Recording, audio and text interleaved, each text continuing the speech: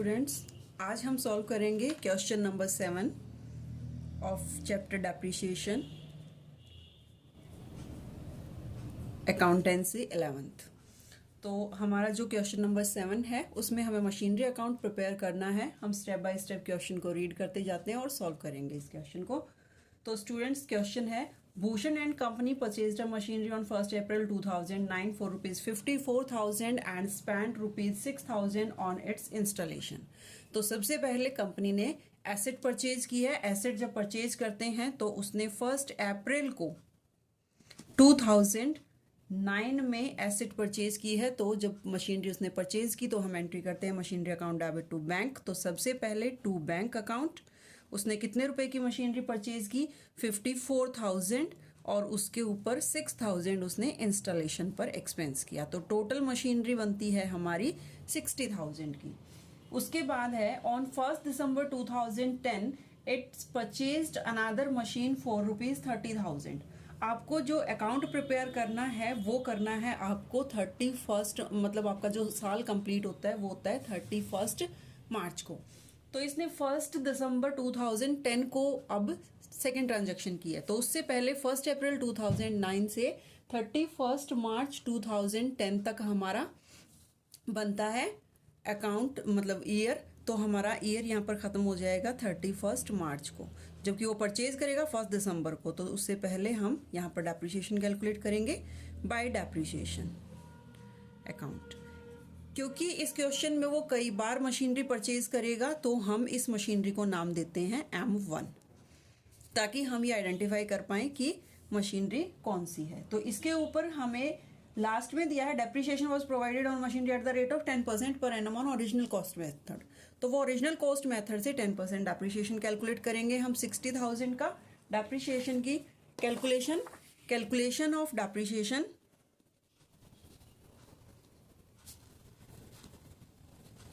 On M1। 60,000 इसकी cost है और इस पर 10%, क्योंकि ये 1 अप्रैल को खरीदा था तो कंप्लीट ईयर का लगेगा फर्स्ट। ये हमारी वर्किंग नोट, ठीक है। तो अब हम डेप्रिसिएशन हमने कैलकुलेट किया बाय डेप्रिसिएशन 6,000। सेम डेट को बाय बैलेंस CD M1 का कितना बैलेंस बचा? 54,000। ये हो गया टोटल 60,000। अब नेक्स्ट ईयर में ये जो बैलेंस CD है ये क्या बन जाएगा हमारा? 1 अप्रैल को 2010 में टू बैलेंस BD किसका है? ये M1 का 54,000।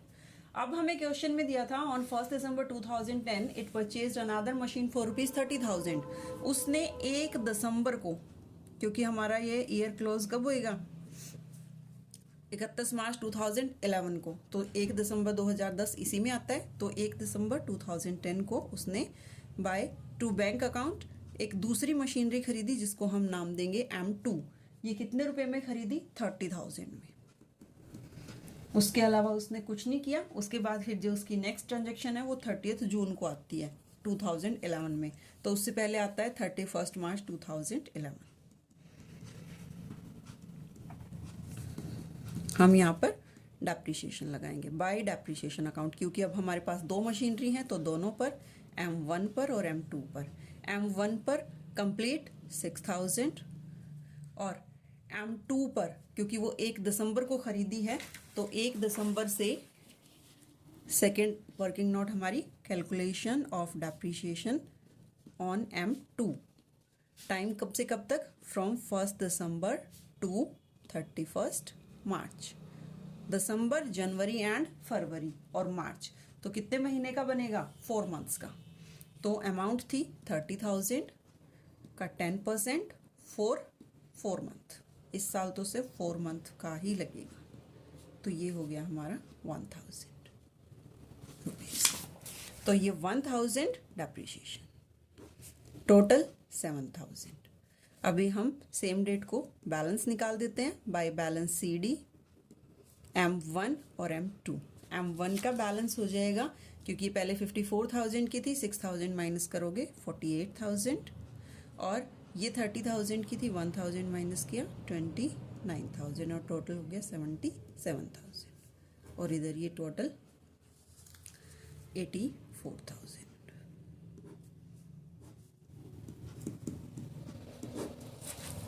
अभी देखिए 1 अप्रैल को 1 अप्रैल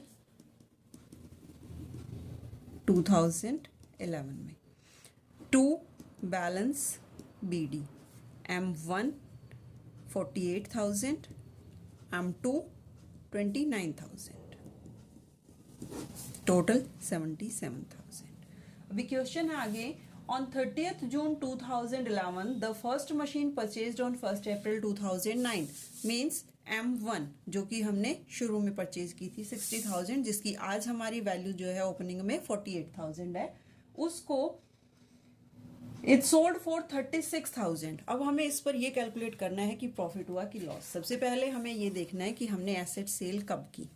हमने एसेट सेल की 30th जून को, तो 31 मार्च से या 1 अप्रैल से जो हमारे पास स्टार्टिंग में बैलेंस दिया हुआ है 1 अप्रैल से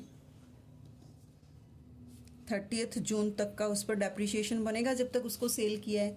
तो अप्रैल मई और जून 3 मंथ्स का डेप्रिसिएशन उसका 6,000 बनता था कंप्लीट ईयर का, तो 3 मंथ्स का उसका बनता है 1,500।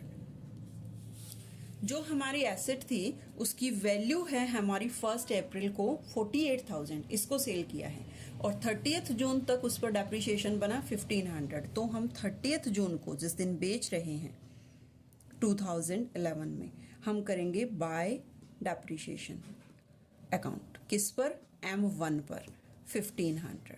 कितने टाइम का? For 3 months. अब 48,000 में से कैलकुलेशन ऑफ प्रॉफिट और लॉस। 1 अप्रैल को एसेट की वैल्यू है हमारी 48,000 लेस डेप्रिसिएशन ऑफ और 3 मंथ्स 1,500, तो हमारा बैलेंस रह गया 46,500 लेस सेल वैल्यू। सेल उसको कितने में किया है उसने? 36,000 में। तो लॉस हुआ, loss on sale of M1 10,500। तो यहाँ पर जितने में हमारी एसेट सेल हुई वो बाय बैंक अकाउंट M1 से 36,000 रिसीव हुए और जो हमें लॉस हुआ वो डालेंगे हम P&L में लॉस ऑन सेल। अगर प्रॉफिट होता तो अपोजिट साइड में आता। तो लॉस है हमारा सेल पर, यह आया 10,500। अब इस साल उसने और कोई turn and on the same date it purchase a new machinery for ₹80,000 means उसने 30th जून को ही एक मशीनरी परचेज की। तो टू बैंक और इस मशीनरी को हम नाम क्या देंगे? M3। 80,000 में इसने ये परचेज की और अब इसके ऊपर हम 31 मार्च को लगाएंगे डेप्रिसिएशन 2012 में। ठीक है, तो इसके ऊपर जब हम डेप्रिसिएशन कैलकुलेट करेंगे बाय डेप्रिसिएशन मशीन 2 पर कंप्लीट ईयर का कितना बनता था? 10%। 30,000 का 10% 3,000 और M3 पर जून से लेकर, मतलब जून तो कंप्लीट हो चुका था क्योंकि उसने 30th जून को खरीदी है, तो जून हमारा जा चुका है, जुलाई, अगस्त, सितंबर,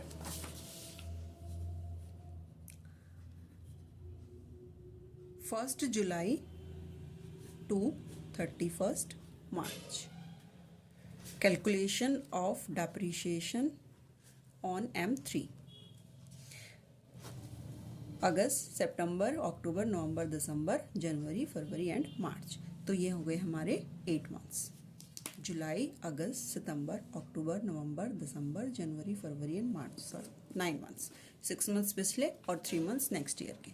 तो 80,000 का 10% और उसमें से फिर 9 मंथ्स।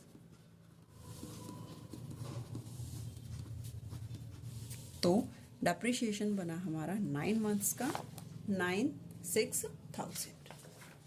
तो 6000 यहाँ पर डाल देंगे फॉर 9 मंथ्स, तो टोटल 9000। ये 9000 अप्रिशिएशन माइनस करने के बाद हमारे जो हैं बैलेंसेज आएंगे by balance CD। Same date को 48,000 वाली सेल हो गई, 29,000 में से 3,000 माइनस करेंगे, M2 रह गई 26,000 की, और M3 रह जाती है हमारी 80,000 में से 6,000 माइनस करेंगे 74,000 की। तो इसका टोटल हो गया 1 लाख, और दोनों साइड्स का टोटल है हमारा 1,57,000। ओके, अब आते हैं हम नेक्स्ट ईयर पर। नेक्स्ट ईयर जब हम ये कॉलम हम फिर से बनाते हैं, ये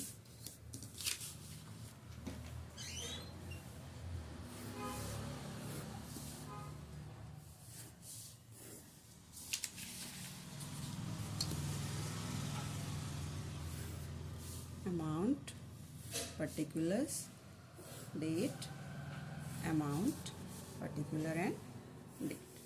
तो जो लास्ट ईयर के बैलेंसेस थे उनको हम लेकर आएंगे, डेट, पर्टिकुलर,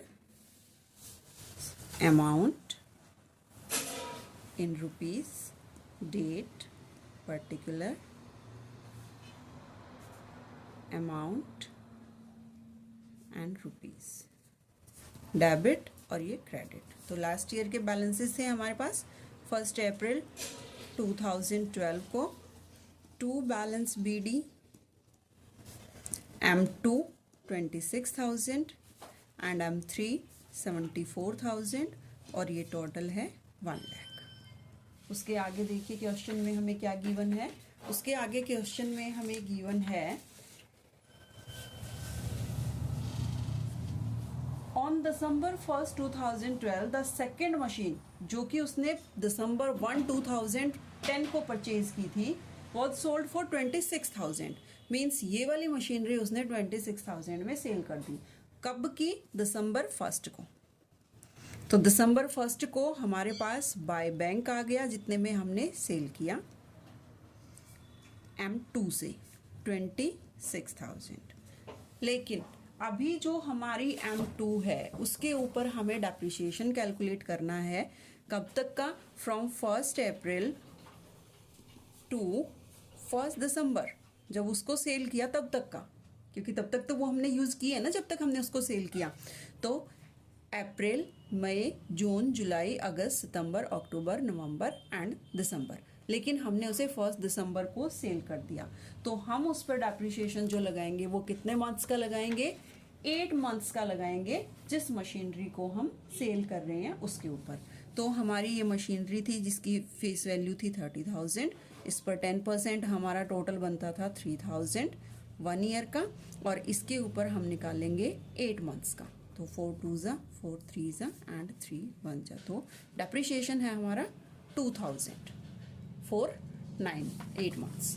ठीक है, तो December 1st को ही बाय डेप्रिसिएशन कितना? 8 मंथ्स का, और M2 पर कितना आया हमारा? 2,000। 26,000 जो हमारा था वैल्यू उसकी आज के स्टार्टिंग में, और उसमें से 2,000 हमारा 8 मंथ्स का डेप्रिसिएशन माइनस हो गया। तो मीन्स हमारी 1 दिसंबर को मशीनरी की वैल्यू थी 24,000। 24,000 की मशीन हमने 26,000 में सेल कर दी, तो हमारा profit on sale, profit on sale कितना आया? 26 सेल्स वैल्यू माइनस लेस जो हमारी बुक वैल्यू है उस दिन, जो हमने अपनी बुक्स में शो की है 26,000, यानी कि 2,000 प्रॉफिट ऑन सेल। और जो प्रॉफिट होता है हम उसे किस साइड पर शो करते हैं? डेबिट साइड पर। कब सेल की थी? उसी डेट को। टू P&L अकाउंट, यहाँ ब्रैकेट में डाल दो profit on sale of M2 2000। ठीक है, तो फर्स्ट हमारी पहले सेल हो गई थी, सेकंड अब सेल हो गई, दोनों मशीनरी ख़त्म। अब रहती है ओनली हमारी M3 और M3 के ऊपर हम कैलकुलेट करेंगे। इसके आगे हमें कोई इन्फॉर्मेशन नहीं मिली है, इसके आगे हमारे पास कोई भी इंफॉर्मेशन नहीं है। बस आगे ये गिवन है depreciation was provided on machinery at the rate of 10% per annum on original cost method annually on 31 March.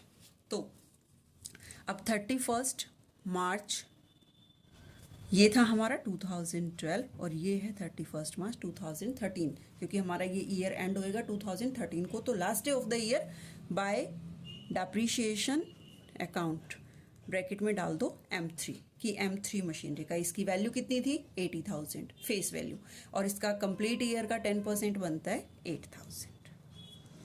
Same date को bye balance CD, bye balance CD हमारा कितना बचेगा, पहले हमारे पास था 74,000, उसमें से हम 8,000 माइनस करेंगे तो ये रहा 66,000। अब हमारा टोटल जो है वो इक्वल, ये हो गया दोनों साइड का इक्वल टोटल 1,02,000 और ये हमारा मशीनरी अकाउंट कंप्लीट। आपको ये वर्किंग नोट जो है अच्छे से बनाकर दिखाने हैं। सबका वर्किंग नोट बनाने का अलग अलग तरीका होता है, बस आपको हर चीज़ जो आपने कैलकुलेशन की है उसको स्टेप बाय स्टेप आप कैलकुलेट करते रहिए। ठीक है, ये हमने वर्किंग नोट बनाए हैं और ये है हमारा क्वेश्चन में हेडिंग डालना, पर्टिकुलर्स के कॉलम डालना और डेबिट क्रेडिट लिखना नहीं भूलना, नहीं तो आपके मार्क्स कट सकते हैं। So thank you for watching. अगर आपको कोई भी डाउट है तो आप मुझे कमेंट बॉक्स में बताइए। Thank you.